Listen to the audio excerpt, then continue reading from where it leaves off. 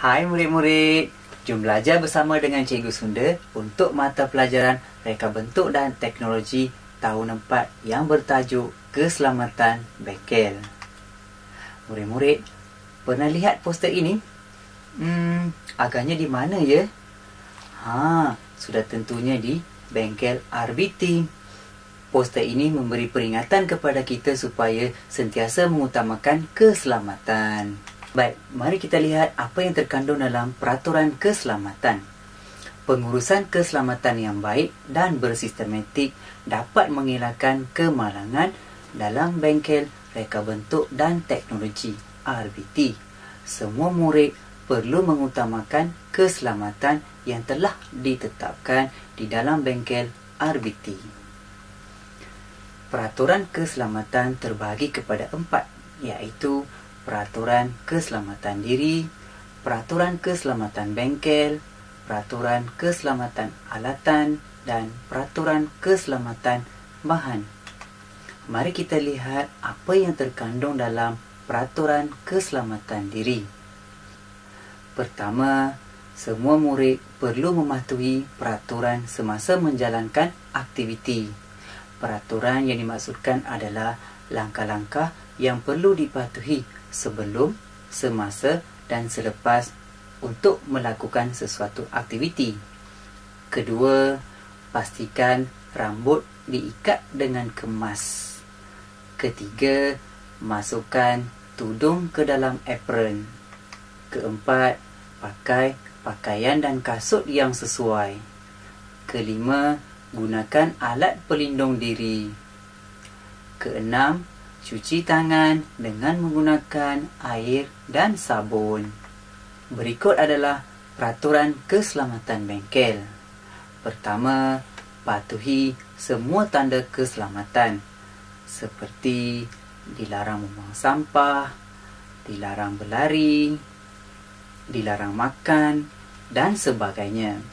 Kedua, buka semua pintu dan tingkap supaya mendapat pengudaraan dan pencahayaan yang mencukupi.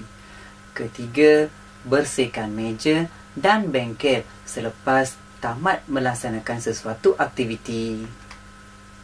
Keempat, gunakan alatan dan bahan dengan kebenaran guru. Kelima, simpan beg di tempat yang disediakan. Murid-murid dilarang membawa masuk beg ke dalam bengkel. Keenam, beritahu guru jika berlaku kemalangan atau kecederaan. Seterusnya, kita lihat peraturan keselamatan alatan. Pertama, gunakan alatan dengan cara yang betul. Kedua, bersihkan alatan selepas digunakan. Ketiga, berhati-hati semasa menggunakan alatan. Pastikan alatan tersebut selamat digunakan. Keempat, gunakan alatan dengan kebenaran guru. Kelima, simpan alatan di tempatnya semula supaya mudah diambil. Keenam, beritahu guru jika berlaku kerosakan atau kehilangan alatan.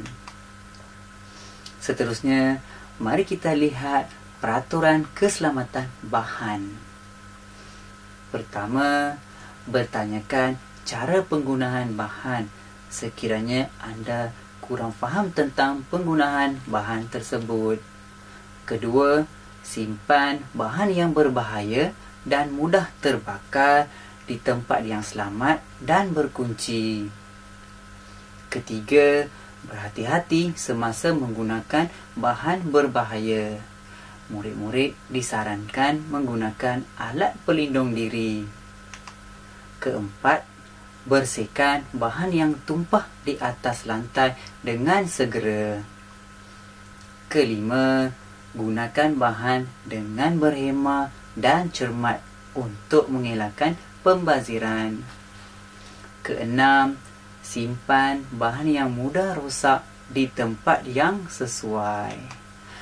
Baik murid-murid, sekarang cikgu akan uji kefahaman anda mengenai peraturan keselamatan diri bengkel, alatan dan bahan.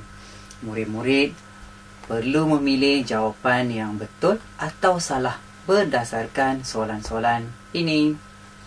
Soalan 1. Murid tidak melaporkan kemalangan kepada guru. Apakah pilihan jawapan anda? Ya, jawapannya salah kerana murid sepatutnya melaporkan kemalangan kepada guru. Soalan kedua. Bermain dan bergurau semasa membuat aktiviti di bengkel. Apakah pilihan jawapan anda? Ya, jawapannya salah kerana murid dilarang bermain dan bergurau semasa membuat aktiviti di bengkel. Soalan ketiga. Murid memakai kasut semasa berada di bengkel. Apakah pilihan jawapan anda? Ya, jawapannya betul. Seterusnya, kita lihat soalan nombor 4. Laporkan kemalangan yang berlaku kepada guru. Apakah pilihan jawapan anda? Ya, jawapannya betul. Murid perlu melaporkan kepada guru. Soalan kelima. Tutup semua suis elektrik sebelum keluar dari bengkel. Apakah pilihan jawapan anda? Ya, jawapannya betul. Soalan keenam. Murid membawa masuk beg ke dalam bengkel. Apakah pilihan jawapan anda? Ya, jawapannya salah kerana murid dilarang membawa masuk beg ke dalam bengkel. Baik, tahniah kepada murid-murid yang berjaya menjawab semua soalan dengan betul. Seterusnya, kita teruskan dengan simbol dan tanda keselamatan. Simbol pertama merujuk kepada tidak dibenarkan merokok, iaitu kawasan yang dilarang untuk merokok. Simbol yang kedua merujuk kepada bahan beracun, iaitu racun yang menyebabkan kemudaratan atau kematian. Simbol ketiga merujuk kepada alat pemadam api, iaitu memadam dan mengawal kebakaran kecil. Simbol keempat merujuk kepada bahan mudah terbakar, iaitu bahan yang mudah terbakar apabila terkena percikan api. Simbol kelima merujuk kepada lantai licin, iaitu berhati-hati semasa menggunakan kawasan ini. Simbol keenam merujuk kepada tanda keluar, iaitu laluan keluar daripada bengkel. Simbol dan tanda keselamatan ini penting kepada kita supaya kita lebih berhati-hati dan berwaspada. Seterusnya, mari kita lihat tentang langkah-langkah keselamatan, iaitu peti pertolongan cemas. Peti pertolongan cemas digunakan untuk merawat luka atau kecederaan ringan. Peti pertolongan cemas perlu diletakkan di tempat yang mudah dilihat dan senang untuk digunakan. Peti pertolongan cemas perlu mempunyai ubat-ubatan, bahan rawatan luka dan kecederaan seperti ubat luka, iodin, kain pembalut luka, kapas, kain ando, gunting dan plaster.